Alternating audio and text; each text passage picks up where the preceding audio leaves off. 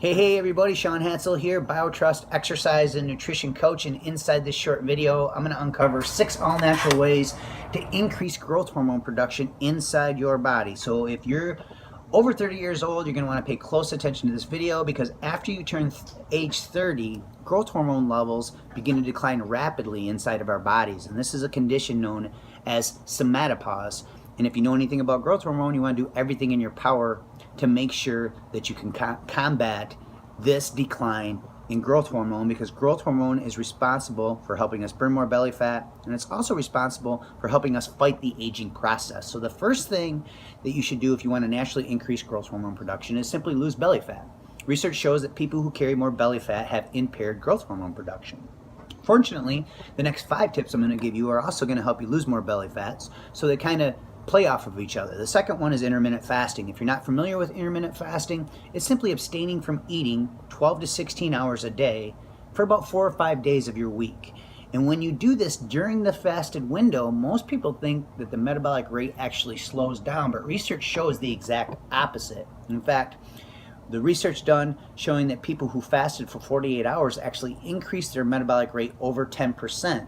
So during this fasted window, growth hormone levels will rise dramatically. So if you're a male, you have your last meal at like 8 p.m., you would break your fast the next day around noon. And you would go ahead and rinse and repeat this about 4 or 5 days of the week.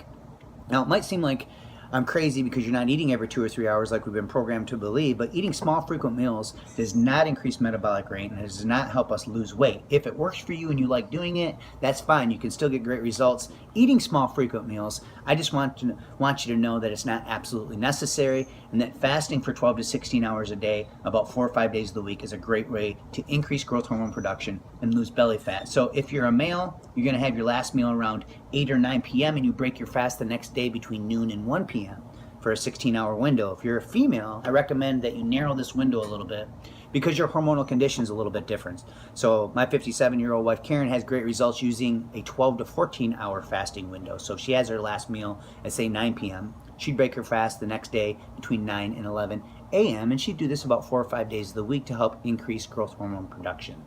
The next method to increase growth hormone production is don't eat directly before bed. Now, if you eat directly before bed and it's a healthy choice, it's not necessarily going to make you fatter, but it could impair growth hormone production while you sleep, because when you eat, even if it's a carb-free meal or low-carb meal, then you're going to spike insulin. You're going to raise insulin levels. Maybe not as much as a carb-containing meal, but you will raise insulin.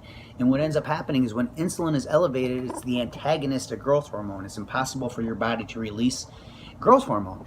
So if you eat just about 2 hours before bed, this will allow insulin to stabilize, so that when you hit the hay, insulin is stable, your body's in a fat-burning environment, and it's also in an environment where it can release adequate amount of growth hormone while you sleep. And make sure that you're getting about 7 to 8 hours of sleep, because that's another huge trick to release growth hormone, is getting adequate sleep.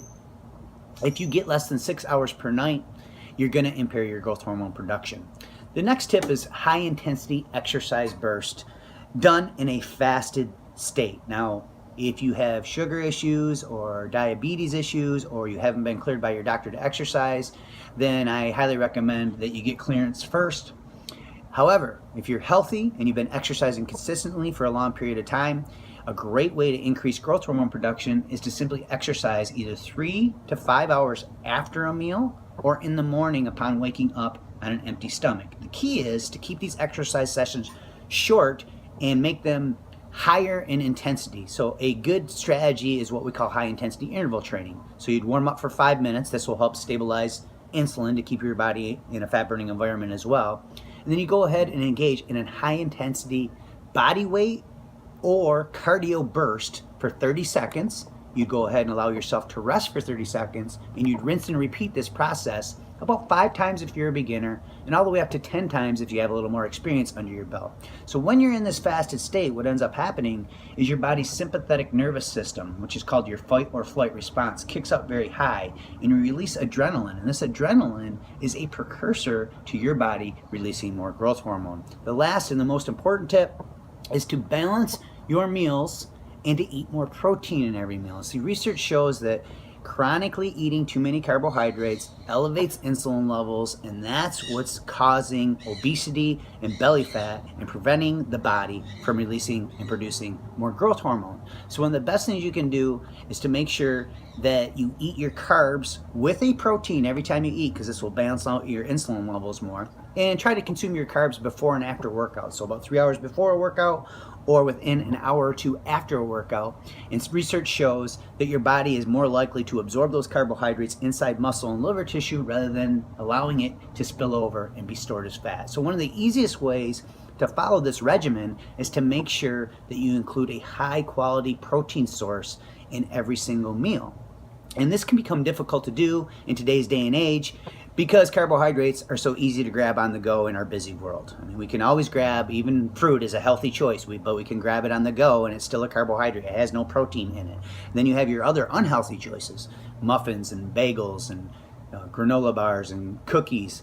All these things will chronically elevate insulin, take your body out of a fat-burning environment, and blunt growth hormone production. So one of the easiest ways to increase protein intake on the go is to grab your free container of BioTrust low carb. So somewhere around this video, there's a link that you can click or tap. And as a gift for watching this, we want to give you a complimentary trial jug of vanilla or chocolate low carb, BioTrust low carb. Now this is a superior protein product compared to most over-the-counter proteins. And the reason why is because number one, it doesn't have any artificial sweeteners. It's sweetened with stevia. Number two, it has added fiber. Remember, some research shows that people who consume whey isolate all by itself can actually elevate insulin levels almost as high as white bread. So including the fiber is very important to stabilize blood sugar and insulin levels.